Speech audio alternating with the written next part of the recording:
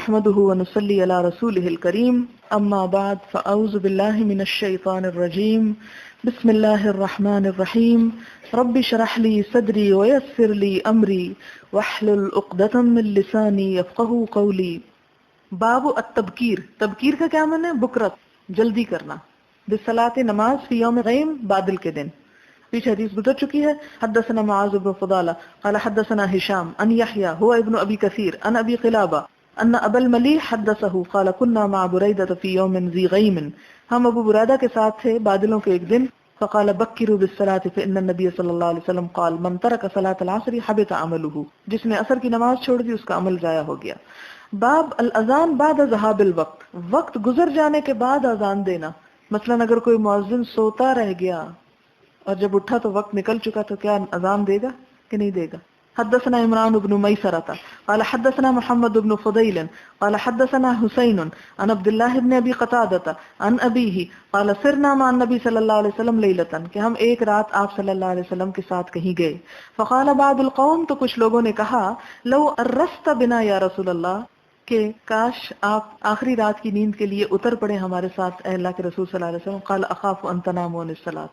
آپ نے فرمایا مجھے ڈر ہے کہ تم نماز سے سو جاؤ گے، یعنی فجر نہیں پڑھ سکو گے اب اگر اس وقت سوئے. قال بلال، تو بلال نے کہا انا اوقظکم، میں تم سب کو جگا دوں گا. یعنی ساری رات سفر کر کر کے تھک چکے تھے. آخری حصے میں کل میں نے پڑھا نا ارسا کا معنی تھا رات کے آخری حصے میں سونا. تو جب تھک گئے تو صحابہ کرام نے تھوڑی ریکویسٹ کی کہ یا رسول اللہ اگر اس وقت ہم سب سو جائیں تھوڑی دیر. تو آپ نے فرمایا مجھے ڈر ہے کہ نماز چلی جائے گی. تو اس پر بلال کہتے ہیں میں جگا دوں گا. فاستجوا، سب لیٹ گئے. واسند بلال ظہرہ، بلال لیٹے نہیں، انہوں نے ٹیک لگائی ظہر ہی اپنے پیٹھ کی، الی راحلتہ ہی اپنی اونٹنی کے ساتھ، یعنی لیٹے نہیں بلکہ بیٹھ کے جیسے اونگنے لگے. فغلبتہ عیناہ، تو غالب آ گئی ان پر ان کی دونوں آنکھیں، یعنی گہری نیند سو گئے، بیٹھ کے بھی سو گئے. فناما، سو گئے. فاستيقظ النبی صلی اللہ علیہ وسلم، تو جاگ اٹھے نبی صلی اللہ علیہ وسلم. وقد طلع حاجب الشمس، اس وقت آپ بھی اٹھے جبکہ سورج کا ایک کنارہ باہر آ چکا تھا، یعنی سورج طلوع ہو رہا تھا. فقال یا بلال، آپ نے فرمایا او بلال، این ما قلت، کہاں گئی وہ بات جو تو نے کہی تھی کہ میں اٹھا دوں گا. قال ما القیت علی نومۃ مثلها قط، بلال کہتے ہیں کہ نہ ڈالی گئی مجھ پر کبھی کوئی نیند آج کی اس نیند کی طرح. یہ اللہ تعالیٰ کی طرف سے تھا تاکہ ایک جواز امت کے لیے نکل آئے. تو بلال کہتے ہیں کہ مجھے ایسی نیند کبھی نہیں آئی تھی جیسی مجھے آج یہ بیٹھ کے آ گئی، اتنی شدید. قال، تو آپ صلی اللہ علیہ وسلم نے کیا فرمایا؟ ان اللہ قبض ارواحکم حین شاء، اللہ نے قبض کر لی تمہاری روحیں جب اس نے چاہا. وردھا علیکم حین شاء، اور لٹائیں تم پر جب اس نے چاہا. یہ جو روح کا نکالنا اور لوٹانا یہ قرآن میں آپ پڑھ چکے ہیں، اور جو نہیں پڑھ چکے پڑھیں گے کہ جب انسان سوتا ہے تو ایک روح اس کی نکل جاتی ہے، وہ جو شعور غائب ہو جاتا ہے اس کا. یا بلال قم، اے بلال اٹھو. فاذن بالناس بالصلاۃ، اس وقت اب آذان دو. گویا فجر کی آذان کب دلوائی؟ سورج نکلنے کے بعد. یعنی نماز سے پہلے آذان چاہے لیٹ ہو جائے پھر سب کی تو پھر بھی دی جا سکتی ہے، لیکن ہمارے ہاں لاؤڈ سپیکر پہ نہ دی جائے کہ لوگ پریشان ہو جائیں کہ کوئی آفت آ گئی ہے کہ سورج چڑھے پہ آذان ہو رہی ہے کوئی اور. کیونکہ ہمارے ہاں جب کوئی سیلاب آئے کوئی مصیبت آئے تو لوگ آذانیں دیتے ہیں. فتودع، تو آپ نے وضو کر لیا. فلما ارتفعت الشمس، جب سورج ذرا بلند ہوا، یعنی اندر باہر نہیں تھا سورج ذرا اوپر اٹھ گیا. وبیاضت، اور سفید ہو گیا. قام فصلی، تو پھر آپ نے نماز پڑھی. اس سے قضا نماز کے لیے اذان کا ثبوت ملتا ہے اس حدیث سے.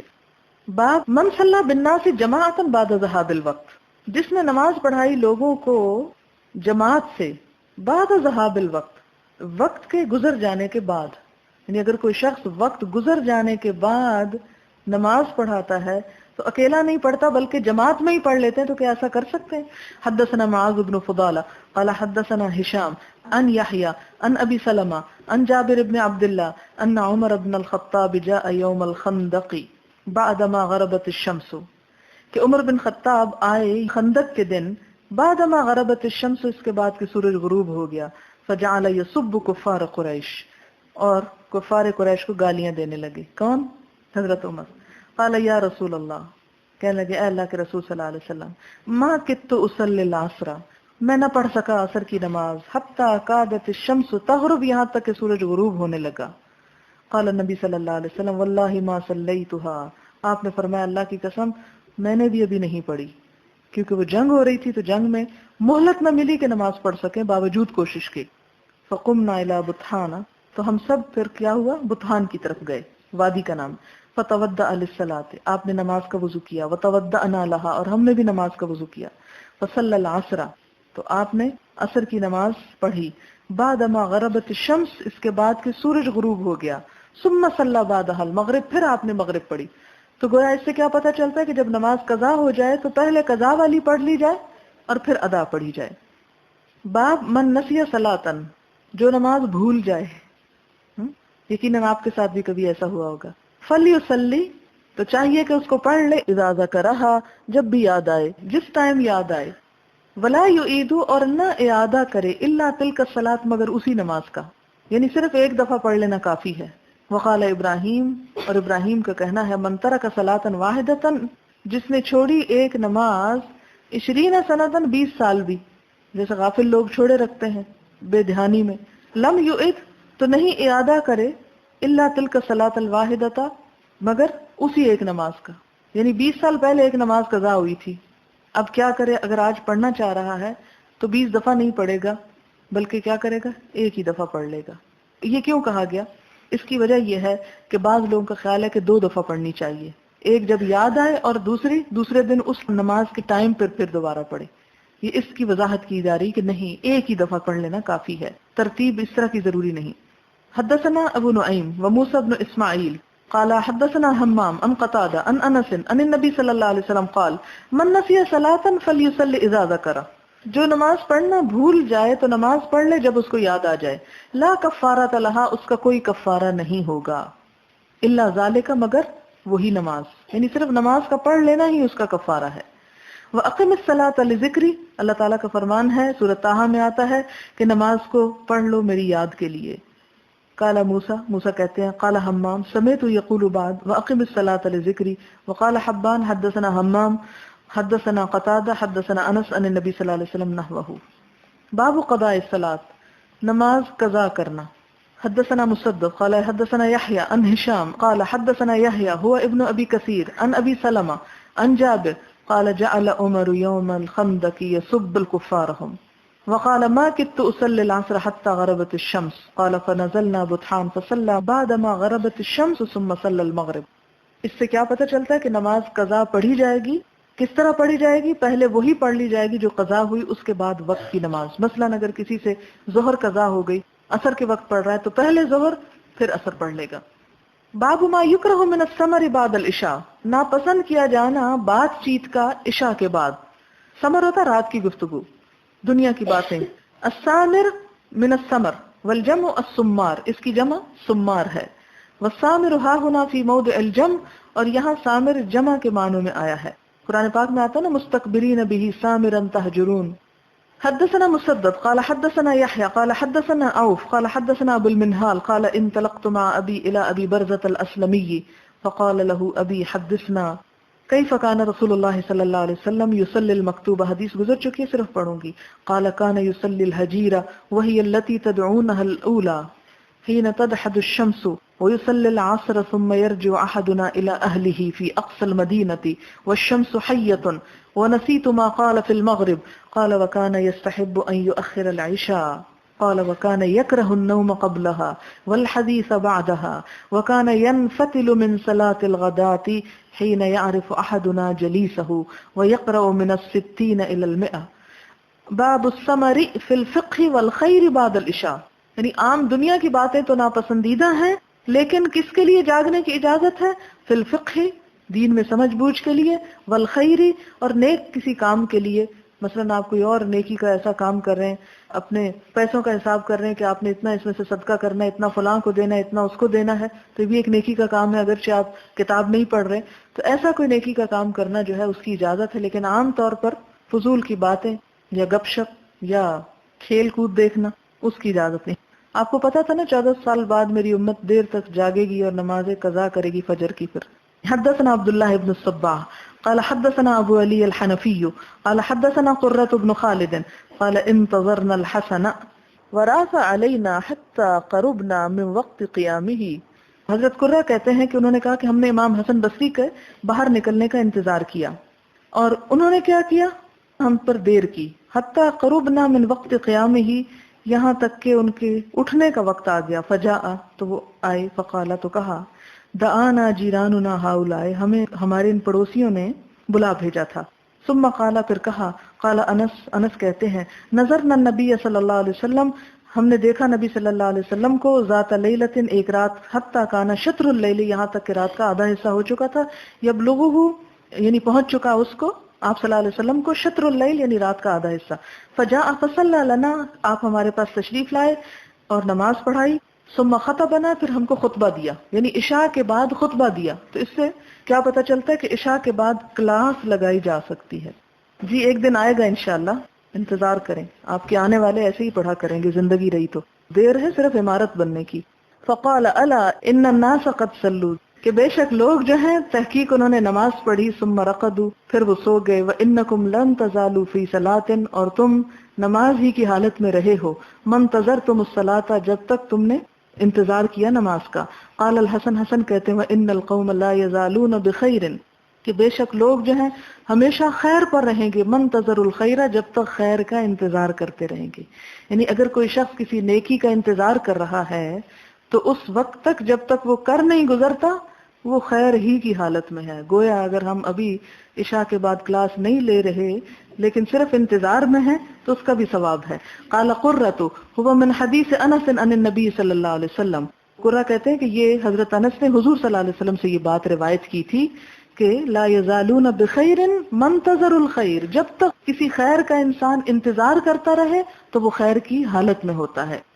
حدثنا ابو الیمان قال اخبرنا شعیب عن الزہری قال حدثني سالم بن عبد الله بن عمر وابو بکر بن ابی حثمة ان عبد الله بن عمر قال صلی النبی صلی اللہ علیہ وسلم صلاة العشاء فی آخر حیاتہ، زندگی کے آخری دنوں میں آپ نے عشاء کی نماز پڑھی، فلما سلم قام النبی صلی اللہ علیہ وسلم، جب آپ نے سلام پھیرا تو آپ کھڑے ہو گئے، فقال، آپ نے فرمایا، ارأیتکم لیلتکم ہذہ، کیا تم نے اپنی اس رات کو دیکھا، فإن رأس مئة لا يبقى ممن هو اليوم على ظهر الارض احد، بھی حدیث گزر چکی ہے کہ آج سے 100 سال بعد تک کوئی ایک بھی زمین پہ اس وقت جو زندہ ہے نہ بچے گا۔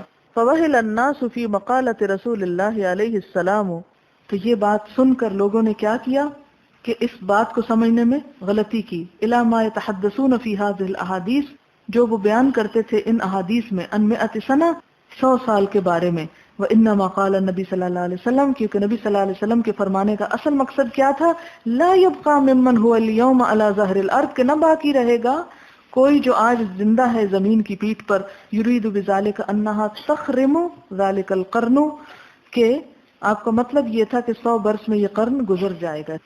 باب الثمر مع الاہل والضیف، بات چیت کرنا رات کو گھر والوں کے ساتھ اور مہمان کے ساتھ، یعنی اگر کوئی مہمان آ جاتا ہے دور سے، امریکہ سے آپ کے بچے آ گئے ہیں، کیونکہ بچے زیادہ ہیں ہمارے وہاں، اس لیے بات کر رہی، تو اب آپ کیا کرتے ہیں کہ وہ آیا اور آپ کے عشاء پڑھ کے سو جاؤ، اس لیے کہ جاگنا نہیں، میں حدیث پڑھ کے آج دن کو آئی ہوں کہ عشاء کے بعد جاگ نہیں سکتے، تو اس کا کیا حل ہے، اس کی اجازت ہے کہ مہمان کے ساتھ آپ رات کو بعد میں بات کر سکتے ہیں۔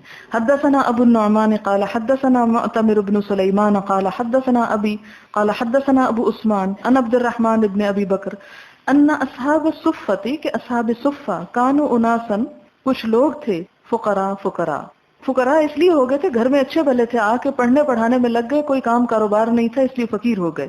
وان النبی صلی اللہ علیہ وسلم، اور نبی صلی اللہ علیہ وسلم، قال، انہوں نے فرمایا، من کان عنده طعام اثنین، آپ نے فرمایا کہ جس کے پاس 2 آدمیوں کا کھانا ہو وہ کیا کرے، فلیذهب بثالث، وہ تیسرا ایک ساتھ لیتا جائے، چونکہ اصحاب صفہ کے پاس کھانا نہیں تھا تو جو بھی نماز پڑھنے آئے آپ نے ان کو کیا کہا کہ جس کے گھر میں 2 لوگوں کا کھانا ہے وہ اصحاب صفہ میں سے ایک کو اپنے ساتھ کھانا کھلانے کو گھر لے جائے، وَإِنْ أَرْبَعٌ، اگر 4 کا کھانا، فَخَامِسٌ، تو ایک 5واں لے جائے، او سادسٌ، یا 6ٹا بھی لے جائے۔ وَإِنَّ أَبَا بَكْرَ جَاءَ بِثَلَاثَةٍ، ابو بکر 3 کو لے گئے، وَانْطَلَقَ النَّبِي صلی اللہ علیہ وسلم بِعَشْرَةٍ، آپ صلی اللہ علیہ وسلم 10 کو ساتھ لے گئے۔ قَالَ فَهُوَ أَنَا وَأَبِي وَأُمِّي، تو وہ کہتے ہیں عبد الرحمن جو حدیث کے راوی ہیں کہ گھر میں اس وقت کون تھے، میں تھا، میرے باپ تھے اور میری والدہ تھیں۔ فلا ادری قال وامراتی، اور مجھے نہیں یاد کہ انہوں نے یہ بھی کہا ہو کہ اور میری بیوی وخادم، اور خادم بھی، بین بیتنا ہمارے گھر میں تھا، وبین بیت ابی بکر، اور ابو بکر کے گھر کے درمیان، یعنی کام کرتا تھا، آتا جاتا تھا، یعنی بیچ میں جیسے ہوتا ہے نا اٹینڈنٹ کے، کبھی ادھر آ رہے ہیں کبھی ادھر جا رہے ہیں، یعنی سانجھا نوکر۔ وَإِنَّ أَبَا بَكْرٍ تَعَشَّىٰ عِندَ النَّبِي صلی اللہ علیہ وسلم، اور ابو بکر رضی اللہ تعالیٰ عنہ جو تھے انہوں نے کھانا کھا لیا تھا شام کا حضور صلی اللہ علیہ وسلم کے ساتھ۔ ثم لبث، پھر وہ ٹھہر گئے، حیث صلیت العشاء، جبکہ عشاء کی نماز پڑھائی گئی، ثم رجع، پھر لوٹے، فلبث، پھر ٹھہرے، حتی تعشى النبی صلی اللہ علیہ وسلم، یہاں تک کہ آپ نے شام کا کھانا کھا لیا، فجاء بعد ما مضى من الليل ما شاء اللہ، پھر آئے بعد اس کے کہ جو رات میں سے گزر گیا جو اللہ نے چاہا۔ قالت له امرأته، تو ان کی بیوی نے ان سے پوچھا، ما حبسك عن اضيافك، کس چیز نے روکا تھا تجھ کو تیرے مہمانوں سے، مہمان بیٹھے اور تم کیوں لیٹ آئے ہو؟ او قالت ضيفك، یا کہا کہ تمہارے مہمان۔ قال او ما اشيتهم، انہوں نے کہا کہ ابھی تک تم نے انہیں کھانا نہیں دیا، کھانا نہیں کھلایا۔ اس سے کیا پتہ چلتا ہے کہ اگر شوہر کی غیر موجودگی میں مرد مہمان گھر میں آ جائیں تو ان کو کھانا دیا جا سکتا ہے۔ قالت ابو حتی تجیء، وہ کہنے لگی کہ مہمانوں نے کھانا کھانے سے انکار کیا یہاں تک کہ تم آ جاؤ، یعنی تمہارا انتظار کرتے رہے۔ قد اردوا فابوا، ان کو کھانا پیش کیا گیا لیکن انہوں نے کیا کیا؟ انکار کر دیا۔ قال فذهبت انا فاختبأت، عبد الرحمن کہتے ہیں کہ میں گیا اور میں چھپ گیا ڈر کے مارے کہ کہیں ایسا نہ ہو کہ مجھے اب ڈانٹ پڑے۔ فقال، کہا، یا غمصر، غمصر ایک ایسی کلمہ جیسے ہم کہتے ہیں وہ پاگل، فجدع، جھڑکا، وسب، یعنی ان کو ایک طرح سے برا بھلا کہا۔ وقال، کہا، کلو لا ہنیئا، کھاؤ نہ مزے سے، یعنی زبردستی ٹھونسو۔ فقال واللہ، کہا کہ اللہ کی قسم، لا اطعمہ ابدا، کہ نہ میں کھاؤں گا کبھی بھی ایسا، یعنی کبھی نہیں کھاؤں گا، یعنی خود نہ کھانے کا قسم کھا لی۔ وَأَيْمُ اللَّهِ، ایمن اللہ، اصل پیچھے پڑ چکے، قسم اللہ کی، ما كنا ناخذ من لقمة، نہ کھاتے ہم ایک لقمہ، الا ربا من اسفل اکثر منها، کہ اس کے نیچے اور زیادہ کھانا بڑھ چکا ہوتا ہے، ایک لقمہ ہم لیتے تو کھانا نیچے اور بڑھا ہوا ہوتا ہے، یہ برکت ہو رہی تھی ایک طرح سے۔ قال، وہ کہتے ہیں وشبعوا، خوب سیر ہو گئے، وصارت اکثر مما كانت قبل ذلك، اور ہو گیا کھانا اس سے بھی زیادہ جو پہلے تھا۔ فنظر الیہ ابو بکر، ابو بکر نے دیکھا، فاذا هي كما هي، وہ ویسے کا ویسا ہی تھا، او اکثر منها، یا اس سے بھی زیادہ ہو چکا تھا۔ فقال لامراتی، اپنی بیوی سے کہنے لگے، یا اخت بنی فراس، اے بنو فراس کی بہن، یعنی ان کے خاندان کا نام لیا، ما ھذا، یہ کیا معاملہ ہے؟ قالت لا، کہنے لگی نہیں، وقرۃ عینی، اور میری آنکھوں کی ٹھنڈک، لہی الان اکثر منها قبل ذلك بثلاث مرات، یعنی حضور صلی اللہ علیہ وسلم کی قسم کھا کے کہتی ہیں، وقرۃ عینی، میری آنکھوں کی ٹھنڈک کی قسم، البتہ یہ کھانا تو اس سے 3 گنا زیادہ ہو چکا ہے۔ فاکل منها ابو بکر، تو ابو بکر نے قسم توڑ دی اور اس میں سے کھا لیا، یعنی برکت والا کھانا تھا۔ وقال، اور کہا، انما كان ذلك من الشیطان، یعنی یمین، اور کہنے لگے وہ جو میں نے قسم کھائی تھی نا وہ شیطان کی وجہ سے قسم تھی، اور اللہ تعالیٰ نے شاید اسی لیے بڑھایا کہ ابو بکر ایسی قسم نہ کھاؤ۔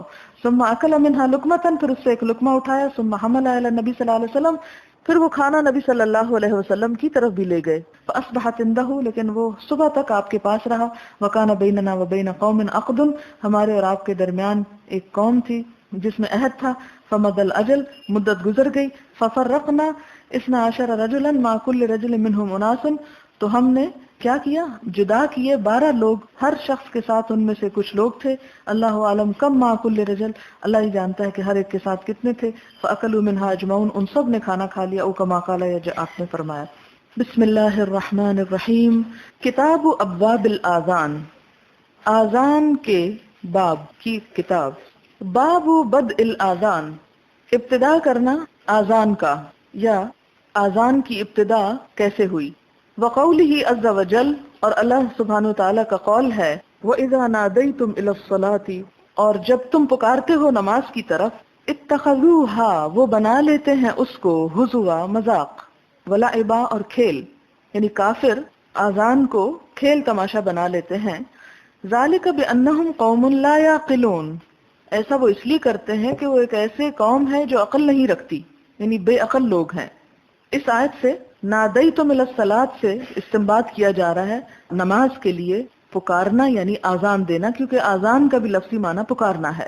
وقولہ اذا نودی للصلاۃ من یوم الجمعہ، اور اللہ تعالیٰ کا فرمان ہے کہ جب پکارا جائے نماز کے لیے جمعہ کے دن، تو اس میں بھی جمعے کی آذان کی طرف اشارہ ہے۔ جیسا کہ آپ جانتے ہیں کہ اذان مدینہ میں شروع ہوئی اور یہ دونوں صورتیں بھی مدنی ہیں، ایک صورت مائدہ کی آیت ہے اور دوسری صورت جمعہ کی. اور ہجرت کے پہلے یہ دوسرے سال میں اذان کا رواج ہوا، مکی دور میں اذان نہیں ہوتی تھی اور مدینہ میں بھی فوراً شروع نہیں ہوئی، کچھ عرصے بعد ہوئی. حدثنا عمران بن میسرة قال حدثنا عبد الوارث قال حدثنا خالد الحذاء عن ابی قلابة عن انس قال، حضرت انس کہتے ہیں ذکر النار والناقوس، کہ لوگوں نے ذکر کیا آگ کا اور ناقوس کا. فذکر الیہود والنصارى، پھر انہوں نے ذکر کیا یہود اور نصارہ کا کہ وہ کس طرح اپنی عبادت کے لیے لوگوں کو بلاتے ہیں. فأمر بلال ان یشفع الاذان وان یوتر الاقامۃ، تو حکم دیا گیا بلال رضی اللہ تعالی عنہ کو کہ دو مرتبہ دیں آذان، یعنی اشہد ان لا الہ الا اللہ، اشہد ان لا الہ الا اللہ، اور اسی طرح باقی سوائے لا الہ الا اللہ آخری جملے کے. اور اقامت کو ایک مرتبہ. اقامت وہ جو عین نماز سے پہلے کہی جاتی ہے. اقامت کا معنی ہوتا ہے کھڑا کرنا، یعنی نماز کھڑی ہونے کا اعلان. تو اس سے کیا پتہ چلتا ہے؟ اس سے پتہ یہ چلتا ہے کہ جب ابتداء میں یہ بات مسلمانوں کے زیر غور آئی کہ عبادت کے لیے کیسے جمع کریں، کیونکہ پہلے تو چند لوگ تھے اور وہ اکٹھے خود بخود ہو جایا کرتے تھے، پھر لوگوں کی تعداد بڑھتی چلی گئی اور ان کو باقاعدہ پکارنے کی ضرورت پیش آئی. تو کچھ لوگوں نے کہا کہ جس طرح یہود آگ جلاتے ہیں اور نصارہ جو ہے وہ ناقوس یا گھنٹیاں بجاتے ہیں، اسی طرح نماز کے لیے بھی اس میں سے کوئی چیز اختیار کر لی جائے. تو آپ صلی اللہ علیہ وسلم نے اس موقع پر پھر آذان کا حکم دیا، آذان کے کلمات بتائے، یعنی آواز اللہ کے نام کے ساتھ، صرف گھنٹیوں کی نہ ہو. حدثنا محمود بن غیلان قال حدثنا عبد الرزاق قال اخبرنا ابن جریج قال اخبرني نافع ان ابن عمر كان يقول كان المسلمون حين قدموا المدينة يجتمعون. ابن عمر کہتے ہیں کہ مسلمان جب مدینہ میں آئے تو یجتمعون جمع ہو جاتے تھے. فیتحینون، حین سے ہے، حین وقت کو کہتے ہیں، وہ وقت مقرر کر لیتے تھے. اب آپ کے ذہن میں آ رہا ہوگا کیسے مقرر کر لیتے تھے؟ آج بھی ترکی میں بعض مساجد کے باہر وہ پرانے نقشے لگے ہوئے ہیں کہ جس میں مختلف خط کھینچے گئے ہیں کہ اگر سورج کا سایہ اس جگہ تک آ جائے تو ظہر کا وقت ہوگا، اگر اس جگہ تک آ جائے تو عصر ہوگا، اور غروب پہ مغرب اور عشاء، پھر اس کے بعد ستاروں اور چاند سے اس کا حساب کتاب ہوتا ہے. تو وہاں بھی لوگوں نے اسی قسم کے سورج اور چاند اور تاروں کو سامنے رکھتے ہوئے اپنی نمازوں کے اوقات جو ہیں وہ مقرر کر لیے. مثلاً یہ کہ 2/3 رات کا انہوں نے 26ویں رات کے چاند کو نشانی قرار دیا کہ وہ اس وقت طلوع ہو. تو اس قسم کی چیزیں جو ہیں، جس وقت طلوع ہو وہ عشاء کی نماز کے خاتمے کا وقت ہے. تو اس قسم کی کئی نشانیاں اور علامات مختلف اور احادیث میں ہمیں ملتی ہیں. فرمایا کہ جب لوگ تھوڑے تھے تو باہم ہی وقت کو طے کر لیا کرتے تھے. فَيَتَحَيَّنُونَ الصَّلَاةَ لَيْسَ يُنَادَى لَهَا، لیکن اس کے لیے آواز نہیں دی جاتی تھی، پکارا نہ جاتا تھا. فَتَكَلَّمُوا يَوْمًا فِي ذَلِكَ، تو ایک دن انہوں نے اس معاملے میں آپس میں بات چیت کی. فَقَالَ بَعْضُهُمْ، تو ان میں سے بعض نے کہا یا کسی نے کہا، اتخذوا ناقوسا، ایک ناقوس بنا لو، مثل ناقوس النصارى، نصارہ یعنی عیسائیوں کے ناقوس یعنی گھنٹیوں کی طرح. وقال بعضهم، اور بعض نے کہا کہ بل بوقن، بلکہ بگل، مثل قرن الیہود، یہود کے سینگ کی طرح، یعنی سینگ جیسی ایک آلہ تھا جس میں سے بگل بجایا جاتا تھا، ایسی کوئی چیز بنا لو. اس کو بگل کو نرسنگا بھی بولا جاتا ہے، عموماً آپ ترجمہ میں اس کو پڑھیں گے. فقال عمر، تو حضرت عمر نے کہا، اولا تبعثون رجلا ینادی بالصلاۃ، کیا تم بھیجتے نہیں ہو ایک شخص کو کہ جو نماز کے لیے بلا لایا کرے لوگوں کو، یعنی نماز کے ٹائم پہ سب کے گھر جا کے نوک کر دے اور اکٹھا کر لائے. فقال رسول اللہ صلی اللہ علیہ وسلم، تو اس موقع پر آپ صلی اللہ علیہ وسلم نے فرمایا، یا بلال قم، اے بلال اٹھو، کھڑے ہو جاؤ، فنادی بالصلاۃ، اور نماز کے لیے پکارو. اس میں کیا پتہ چلتا ہے کہ آپ صلی اللہ علیہ وسلم نے خود نہیں آذان دی بلکہ بلال رضی اللہ تعالیٰ عنہ سے کہا. اور ایک روایت میں آتا ہے کہ آپ صلی اللہ علیہ وسلم نے زندگی میں ایک دفعہ آذان دی تھی، لیکن اس کو بھی ضعیف کہا جاتا ہے. اور راجح بات یہی ہے کہ آپ صلی اللہ علیہ وسلم نے خود کبھی آذان نہیں دی بلکہ صحابہ کرام سے ہی دلوائی، جس میں حضرت بلال کا نام، ابن ام مکتوم کا نام خاص طور پر قابل ذکر ہے. ایک اور بات یہ پتہ چلتی ہے کہ آپ صلی اللہ علیہ وسلم نے آذان کے الفاظ جو ہیں وہ خود سکھائے ہیں، کیونکہ آپ نے ان کو کھڑے ہو کر آذان دینے کے لیے کہا. اور یہاں ایک اور بات یہ پتہ چلتی ہے کہ آذان کھڑے ہو کر دینی چاہیے، کیونکہ اگر بیٹھ کر دینے کی بات ہوتی تو آپ صلی اللہ علیہ وسلم بطور خاص یہ نہ فرماتے قم، کھڑے ہو جاؤ. اور کھڑے ہونے میں حکمت یہ ہے کہ آواز جو ہے وہ دور دور تک جا سکتی ہے بنسبت نیچے بیٹھے ہوئے کے. باب الاذان مثنا، آذان 2 دفعہ کہنا. حدثنا سليمان بن حرب قال حدثنا حماد بن زيد عن سماك بن عطية عن أيوب عن أبي قلابة عن أنس قال امر بلال ان يشفع الاذان، یہ پیچھے حدیث گزر چکی ہے، وان يوتر الاقامة الا الاقامة، کہ آپ صلی اللہ علیہ وسلم نے حضرت بلال کو دو مرتبہ اذان کہنے کا حکم دیا اور اقامت کو ایک مرتبہ، الا الاقامہ، مگر قد قامت الصلاۃ کے جو الفاظ ہیں وہ 2 دفعہ کہے جا سکتے ہیں۔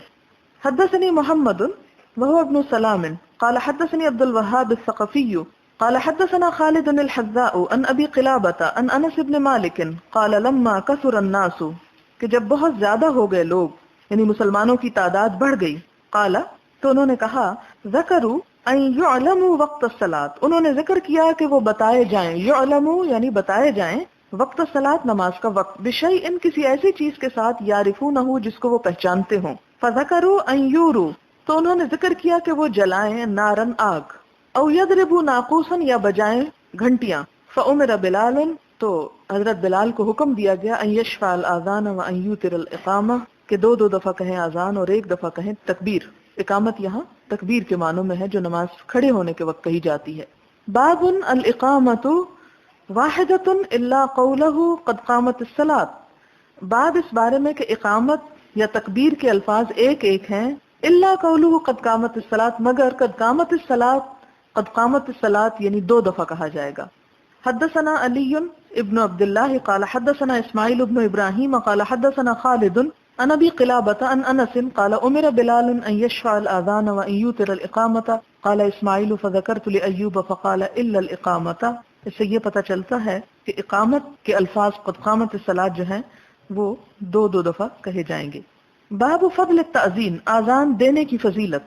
حدثنا عبداللہ بن یوسف قال اخبرنا مالک عن ابی الزناد عن الاعرج عن ابی ہریرہ ان رسول اللہ صلی اللہ علیہ وسلم قال، حضرت ابو ہریرہ سے روایت ہے کہ نبی صلی اللہ علیہ وسلم نے فرمایا، اذا نودی للصلاۃ، جب نماز کے لیے اذان دی جاتی ہے، ادبر الشیطان، شیطان پیٹ پھیر جاتا ہے، لہو درات، وہ اپنے جسم سے آواز نکالتا ہے، حتی لا یسمع التأذین، یہاں تک کہ اذان دینے کو نہ سن سکے، فاذا قضى النداء، جب اذان پوری ہو جاتی ہے، اقبلہ، پھر آ جاتا ہے، یعنی شیطان وہاں سے بھاگ جاتا ہے جہاں اذان کی آواز آ رہی ہو، جب آواز آنی بند ہو جاتی ہے تو پھر اسی جگہ پر لوٹ آتا ہے، حتی اذا ثوب بالصلاۃ ادبر، یہاں تک کہ جب تکبیر کہی جاتی ہے نماز کے لیے تو پھر وہ دوبارہ بھاگ جاتا ہے۔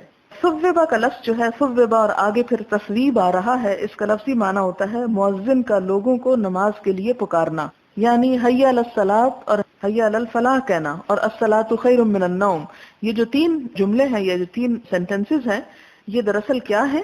تصویب کے ہیں۔ صوب سے صوب کا معنی لوٹانا بھی ہوتا ہے، یعنی لوگوں کو بلانا، واپس لے آنا۔ حتی اذا قضت تصویبہ اقبلہ، یہاں تک کہ جب پھر تکبیر ہو چکتی ہے تو پھر آ جاتا ہے۔ حتی یخطر بین المرء ونفسہ، پھر کیا کرتا ہے؟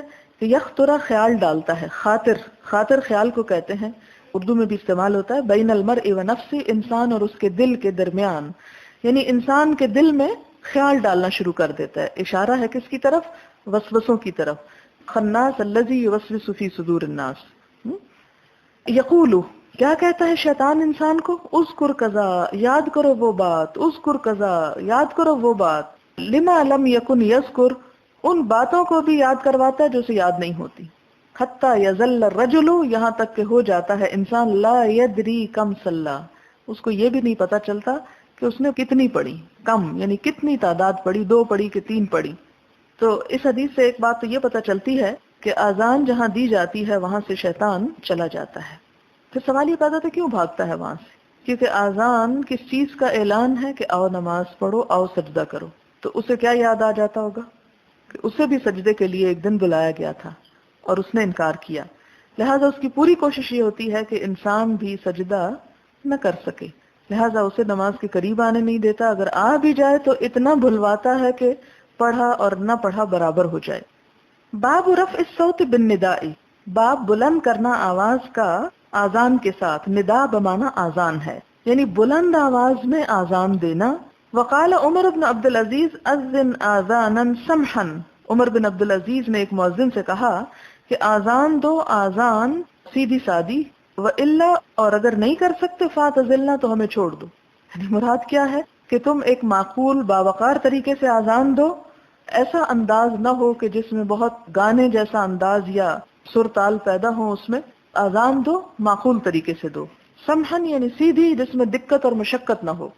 حدثنا عبد الله بن يوسف قال اخبرنا مالك عن عبد الرحمن بن عبد الله بن عبد الرحمن بن ابي سعسعة الانصاري ثم المازني عن ابيه انه اخبره ان ابا سعيد الخدري قال له انی اراک تحب الغنم والبادیہ۔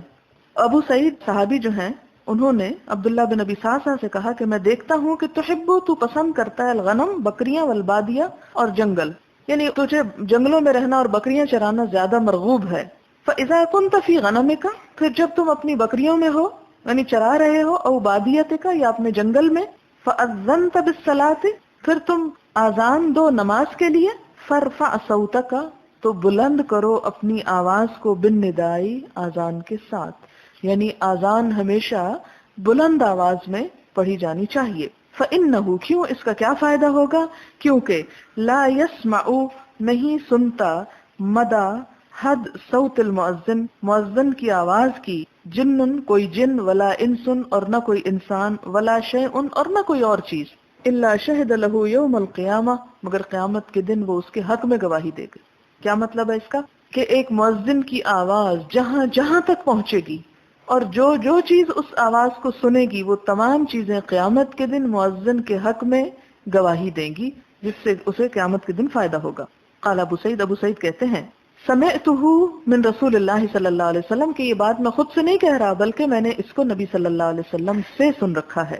باب ما یحقن بالاذان من الدماء، ما یحقن، ہے قاف نون، حقن کا معنی ہوتا ہے روکنا، بند کرنا، جو روک دیے جاتے ہیں، بالاذان، اذان کی وجہ سے، من الدماء، خون بہانا یا خون، مطلب یہ ہے کہ اذان جہاں دی جائے وہاں سے بہت سی آفات جو ہیں وہ دور ہو جاتی ہیں۔ اور شاید اسی حدیث کو سامنے رکھ کر ہمارے ہاں جب بہت بارشیں ہونے لگتی ہیں، بہت کوئی آفات آنے لگتی ہیں، تو لوگ چھتوں پہ چڑھ کے اذانیں دینے لگتے ہیں۔ ایک وہ وقت ہوتا ہے کہ اذان سننا گوارا نہیں کرتے، اور ایک وہ وقت ہوتا ہے کہ مولویوں کو برا بھلا کہنے والے خود اذانیں دینے لگتے ہیں۔ یہ وقت وقت کا فرق ہے نا، تو انسان کو اس سے پہلے کہ وہ ایسی چیزوں کا مذاق اڑائے اپنے اصلاح کر لینی چاہیے کہ اللہ تعالیٰ پھر فتنوں سے بچائے ہی رکھے۔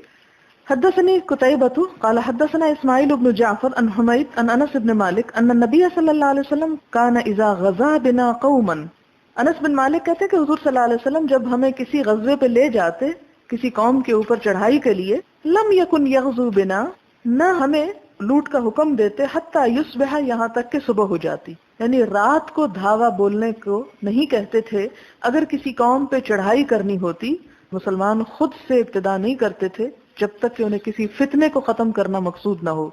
تو آپ صلی اللہ علیہ وسلم جب کسی قوم پر حملہ آور ہونے کے لیے جاتے تو رات کو اچانک نہیں حملہ کرتے تھے بلکہ صبح کا انتظار کرتے، حتی یصبح، یہاں تک کہ صبح ہو جاتی، وینظر، اور دیکھتے، کیا دیکھتے، فإن سمع آذانا، اگر اس بستی سے آذان کی آواز آتی، کف عنہم، تو روک دیتے ان سے، یعنی ان پہ حملہ آور نہیں ہوتے تھے کہ یہاں مسلمان رہتے ہیں۔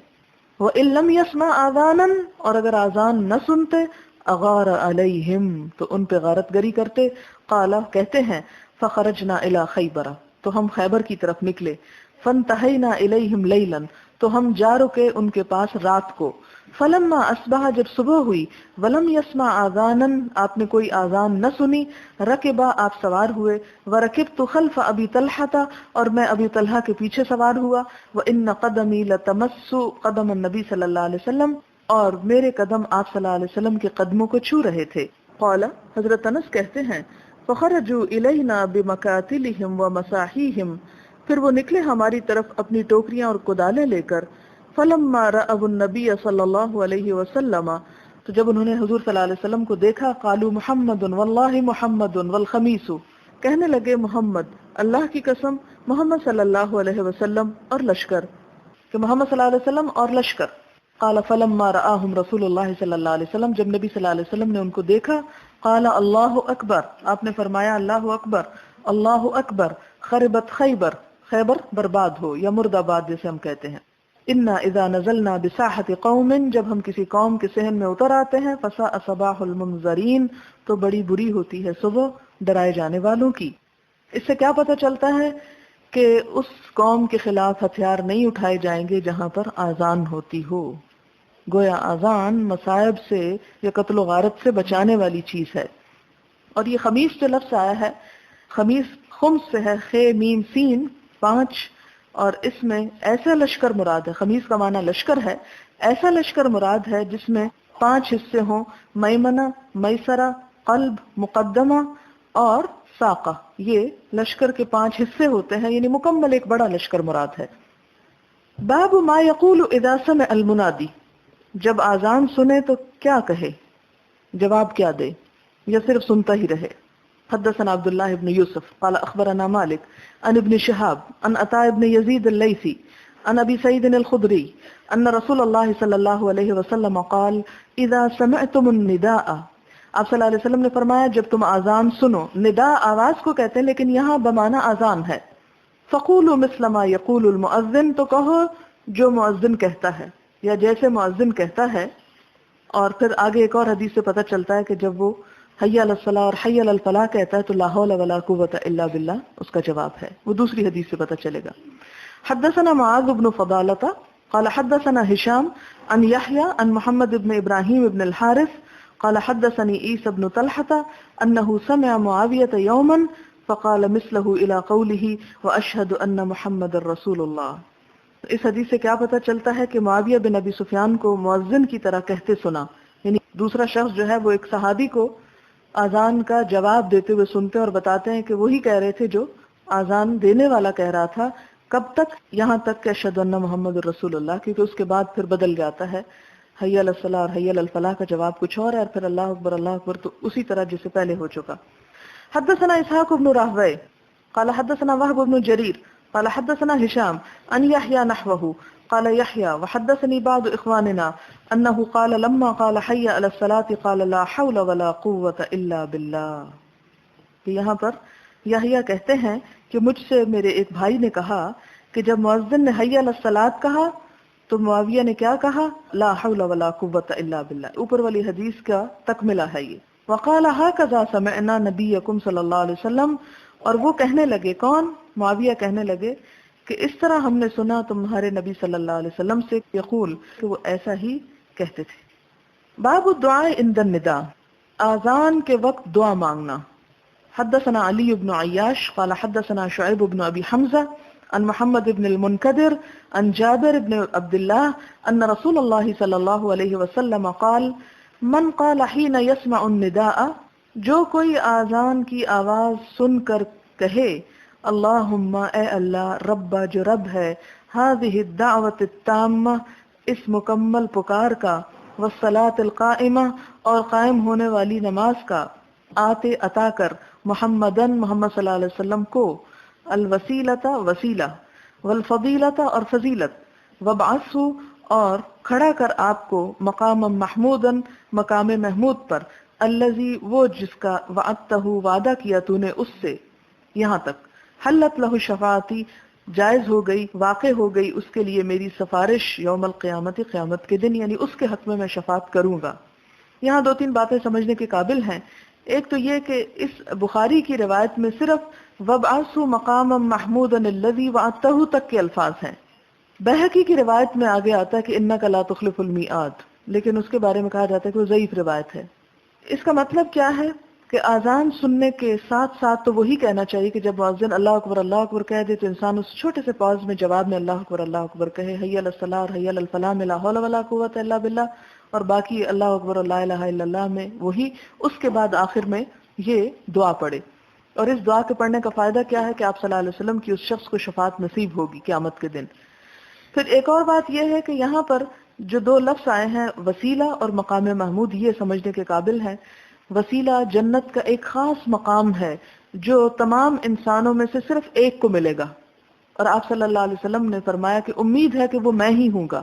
اور آپ نے امت کو حکم دیا کہ سلو لی الوسیلہ، میرے لیے وسیلہ کا سوال کرو کہ اللہ تعالیٰ مجھے وہ جگہ عطا فرمائے.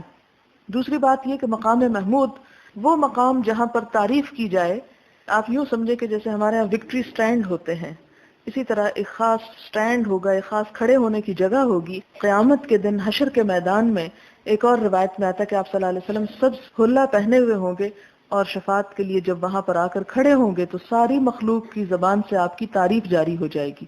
تو وہ مقام محمود، وہ خاص عزت کا مقام ہے جہاں آپ صلی اللہ علیہ وسلم آ کر کھڑے ہوں گے.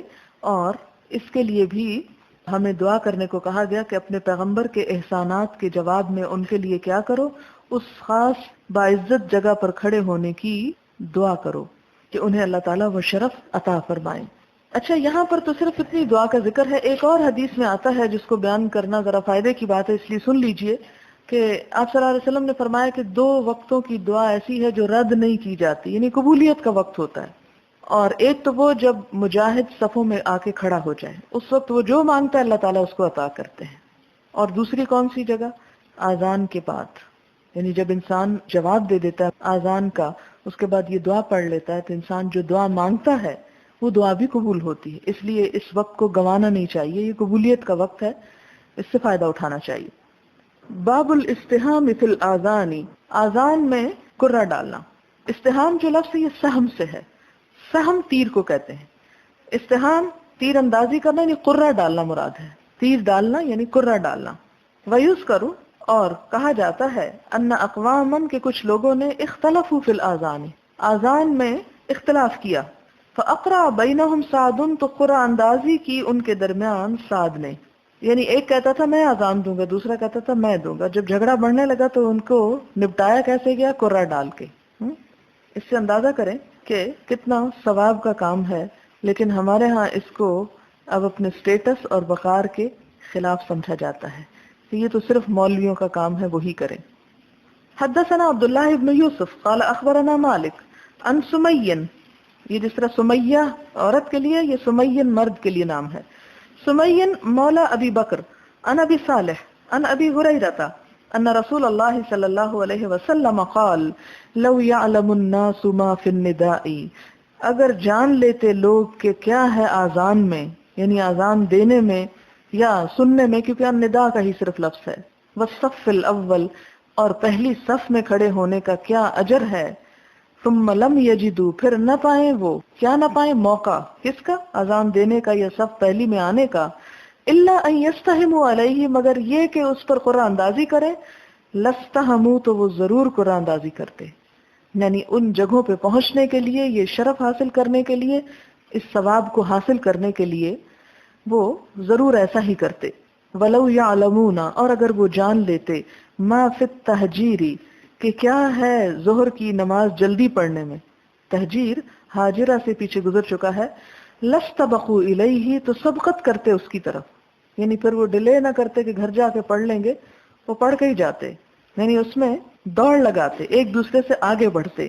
ولو یعلمون ما فی العتمۃ، اور اگر وہ جان لیتے کہ عشاء کی نماز کی تاخیر میں، عتمہ آپ کو بتا چکی ہوں کہ اونٹنی کے تھن میں رات میں دیر سے دودھ دونے کے لیے دودھ چھوڑ دینا، تو عتمہ وہ نماز ہے عشاء کی جو تاخیر سے پڑھی جائے.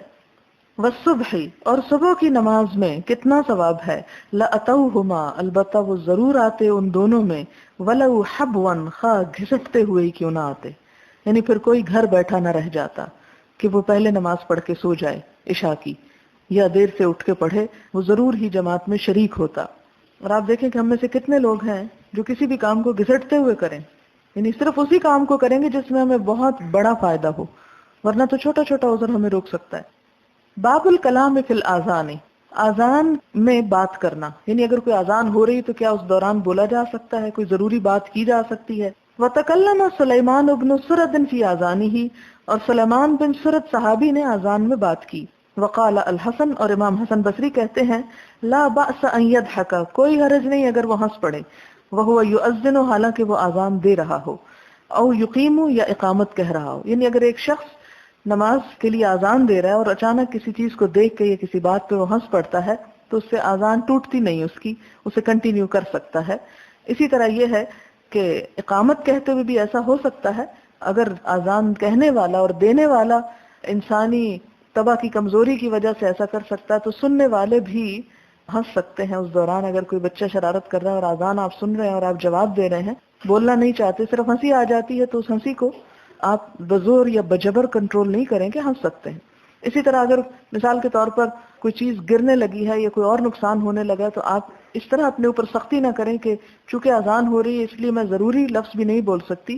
نہیں، ضرورت کے تحت آپ ایک آدھ بات کر سکتے ہیں، لیکن بلا ضرورت بے پرواہ ہو کے اذان نہ سننا اور باتیں کیے چلے جانا غافلوں میں شمار ہونے والی بات ہے، اس کی اجازت نہیں ہے.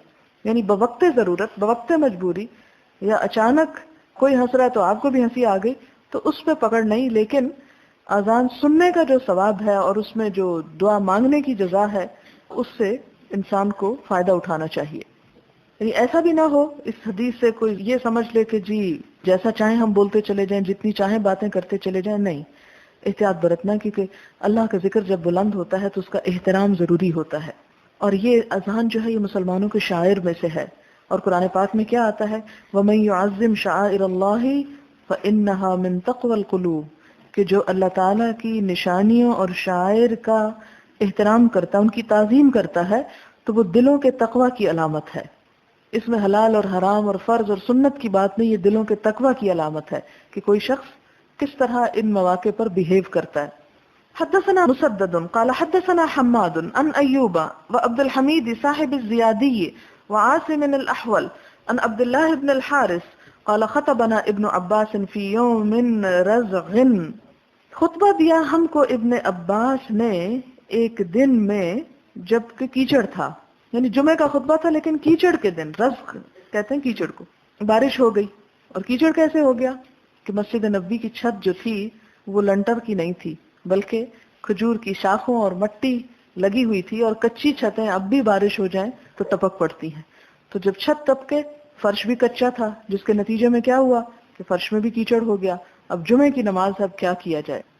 فلما بلغ المؤذن حي على الصلاة، جب مؤذن یہاں تک پہنچا حي على الصلاة فامرہ، تو آپ نے، کس نے، ابن عباس نے اس کو حکم دیا، ان ینادیا، کہ وہ یہ کہنے کی بجائے یہ کہے الصلاۃ فی الرحال، کہ گھروں میں نماز پڑھو. اب یہ الصلاۃ فی الرحال جو ہے یہ اذان کے الفاظ نہیں ہیں، تو یہ ایک اور بات اعلان ہو رہا ہے ایک طرح سے. تو یہ اعلان کیا ہے؟ گفتگو ہے. اسی سے امام بخاری نے باب باندھا کہ الکلام فی الاذان، کہ بوقت ضرورت اذان کے دوران کلام کی اجازت ہے.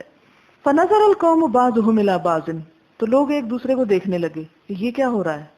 یعنی ابن عباس جو ہیں یہ انہوں نے کیا اذان دلوا رہے ہیں، یہ کیسی اذان ہے. فقال، ابن عباس نے کہا، فعل هذا، کیا تھا یہ کام، من ہوا خیر منہ، اس نے جو اس سے بہتر تھے، منہ اس سے، یعنی ابن عباس اپنے آپ کو کہتے ہیں کہ جو اس سے بھی بہتر تھے حضور صلی اللہ علیہ وسلم، انہوں نے بھی ایک مرتبہ ایسے کیا تھا. وَإِنَّهَا عَزْمَةٌ، اور بے شک یہ ہے کہ جمعہ واجب ہے. یعنی جمعہ تو پڑھا جائے گا، اس کو چھوڑا نہیں جائے گا، لیکن یہ ہے کہ اگر مسجد آنے کا کوئی راستہ نہ ہو تو گھر پر ہی پڑھ لے، اور اگر گھر پر پڑھے تو پھر کہا یہ جاتا ہے کہ اس میں 2 رکعت کی بجائے ظہر کی نماز ادا کرے، اگر کسی عذر کی وجہ سے انسان جمعہ نہ پڑھ سکے. جیسے خواتین ہیں تو ان پر جمعہ فرض نہیں، لیکن وہ گھر میں نماز پڑھیں گی جمعے کے دن، تو ظہر کی پوری نماز پڑھیں گی، جمعے کے 2 رکعتیں نہیں پڑھیں گی. باب آذان الاعمى، اندھے کا آذان دینا. کیا اندھا شخص آذان دے سکتا ہے؟ اذا کان له من یخبرہ، جبکہ اس کے لیے کوئی ایسا ہو جو اسے خبر دے، یعنی بتا سکے اس کو، کیونکہ وہ خود تو اوقات کو نہیں دیکھ سکتا، سورج کا چڑھنا اترنا.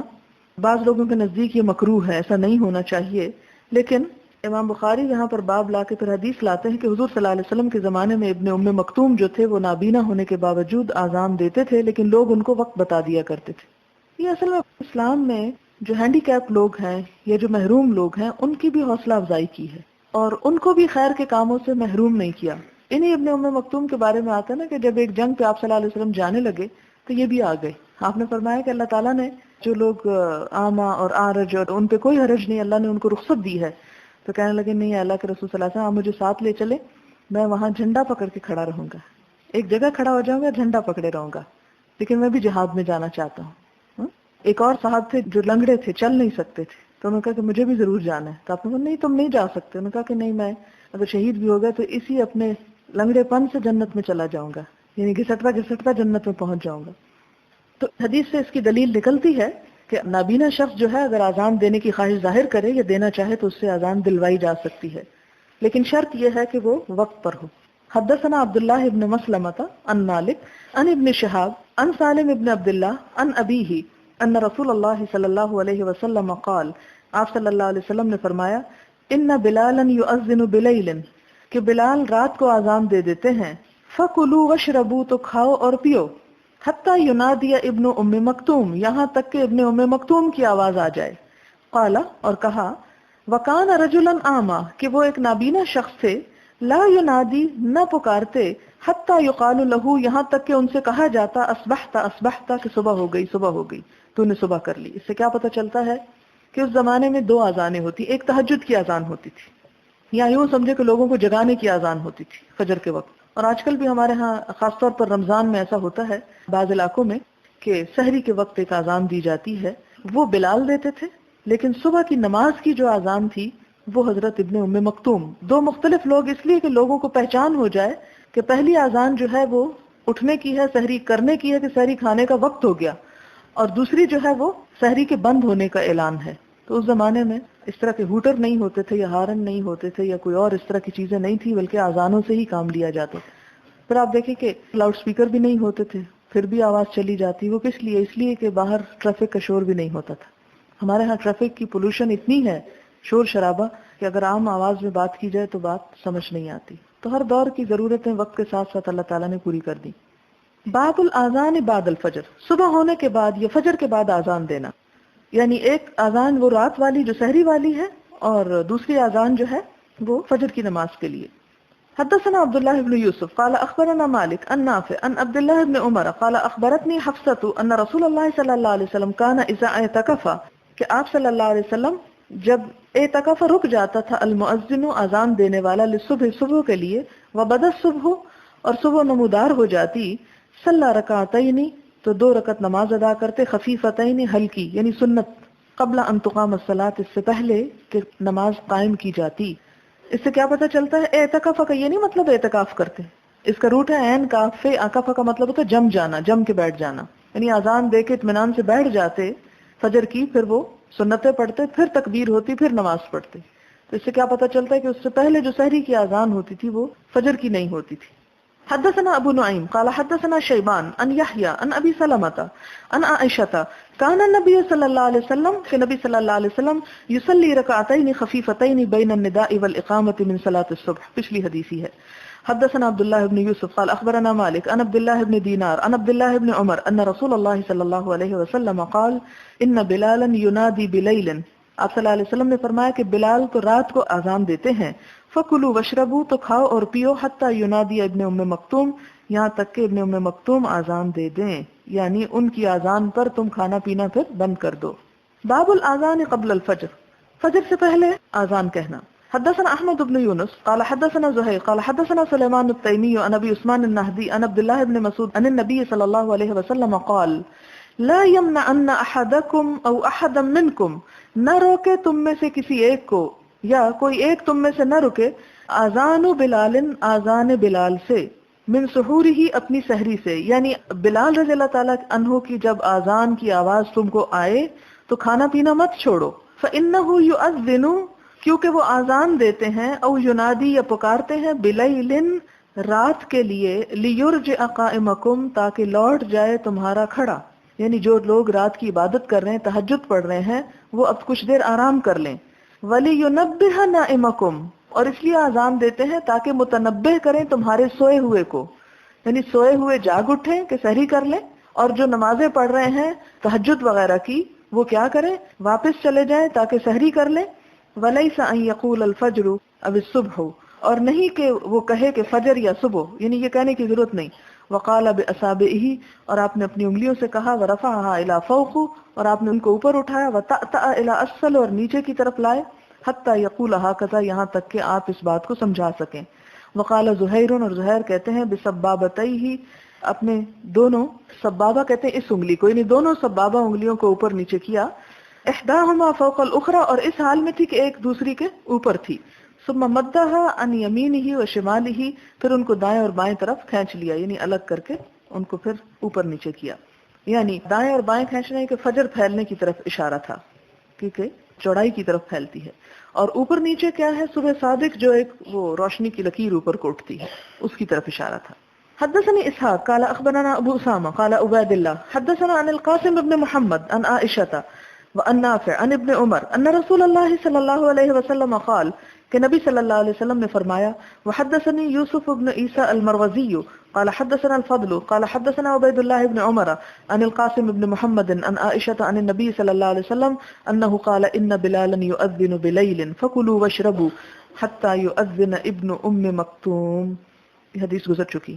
باب کم بین الاذان والاقامتی، کتنا وقت ہو آذان اور اقامت کے درمیان، آذان اور تکبیر کے درمیان کتنا وقفہ ہونا چاہیے.